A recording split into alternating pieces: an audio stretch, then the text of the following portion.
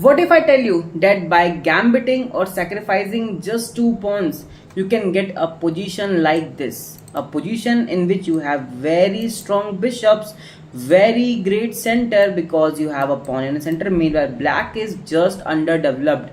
You have open c file, open b file, open d file. You can put your queen into action from the flank side, or even you can put your queen into action from the central side. And you can also launch a queen at the f3 to attack on this weak f7 square. There are multiple attacks you can launch in this position, and this is called the Danish Gambit. So folks, you just have to sacrifice 2 pawns, and in return you will get a very active position like this.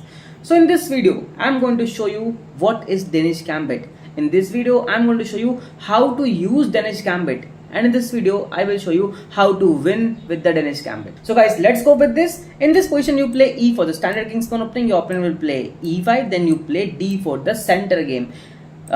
Most probably they will take the pawn, and then if you take with the queen, it becomes the center game tradition variation. But if you play c3, this becomes the Danish Gambit. Now the moment they take your pawn, you play bishop to this c4, a development. They take your pawn once again, and then you play bishop to this b2.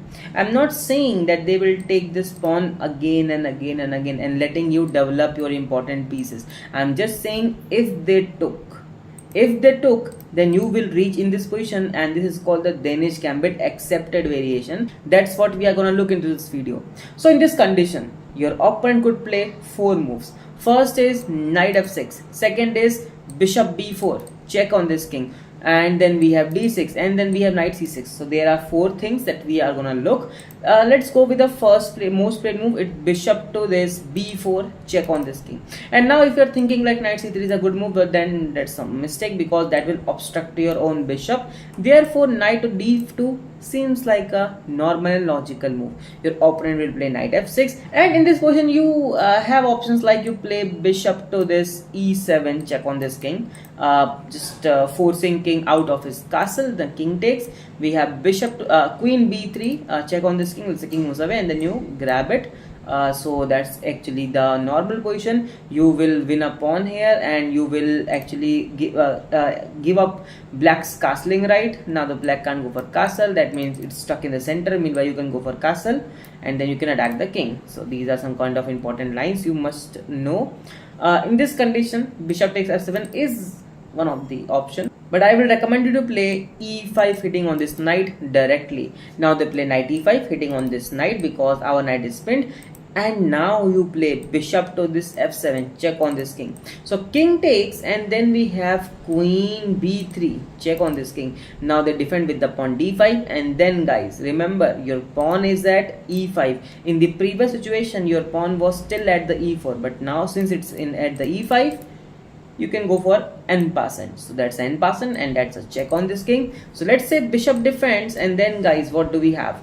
Queen takes this bishop, defending this pawn. Let's say knight takes knight, and then you play queen to this f4, check on this king, and also hitting on this knight. So king goes to g8, and here comes not queen take this knight, but pawn takes pawn. And guess what? It's defended, so queen can't even take our pawn. So queen e8 is preparing for a discover check and a kind of attack. Then you simply play queen to this, yes, queen to this e5, just attacking this pawn, just blocking all kind of discover check, and it's still a threat, right? It's still a threat. Moreover, you are threatening to go for checkmate at this g7. That's pretty amazing. So queen comes at this f7, defending this pawn, and then guess what, guys? You take there with a queen, rook takes, and then you take it again with a check. Let's say queen has to defend, that's obvious. You take, they take, and then now you can take, and guess what? You are ahead by 8 points. Congratulations. So guys, we are back on the previous position where we saw bishop to this b4, check on this king. Let's see what will happen if your opponent plays something like d6 to open up its bishop's diagonal, because black is way behind his development. You play knight f3, simple development move. If they play bishop to this e6, hoping to go for a trade, then guess what, guys? You have to trade it. Then we have pawn takes pawn. This pawn is not an asset but has become a liability. So you could play queen b3 hitting on this pawn and hitting on the b7 square square simultaneously. If black has to defend these both pawns in one go, they have to play queen c8 defending this pawn and defending the e6 square, and then you play knight to g5 hitting on this pawn. Now since you're attacking it twice, there is no good way or easy way for the black to defend this pawn. They have to use their king, and then you simply take this pawn. So the moment queen takes, you take there, and now this rook is hanging because there is nothing that black can do. This rook is just hanging, so you will win a rook. Therefore guys, bishop e6 does not seem a good move for the black. So bishop comes g4 ping this knight to the queen, and guess what, it's one of the very most played move, and you have very great maneuver in this position. It's actually bishop sacrifice at the f7 square, forcing the king to give up its castling rights. And guess what guys, in this position you have to be very careful not to go knight g5 check on this king and hitting on this bishop, because queen can simply take your knight therefore, and your queen is still hanging. Therefore you have to play knight to this e5, a very precise move, because this pawn can't take this knight. That's a blunder, you know, and there is no something like this, because the knight is still present, so you just defend it. That's perfectly fine with you. So therefore they will not take it with the pawn. Instead they will move something like king back to this e8, and then you can grab this bishop. You will win a full bishop, and moreover this pawn is still pinned, and it's a very good pressure. The king can't go for castle, king is stuck in the center. You have a central pawn, you have very great bishop. Go for castle, use a rook, and that's perfectly fine for you. Okay guys, let's see another variation. It's knight to this f6, the third variation in our handbook, and in this condition you could play simply e5 hitting on this knight. So knight moves away because their knight doesn't have really good squares to go, because all the squares are actually under our control. So knight to this e4 seems like a good move, or seems like a secure place for the black. But here comes queen d5 hitting on this f7 square, which seems like a good move because queen is threatening f7 mate, and also queen is threatening to take the knight. But black has a very good way of escape. It's knight to this g5 defending this square. If you think you play will h4, then we have knight to this e6 just blocking the queen's path, defended by two pieces.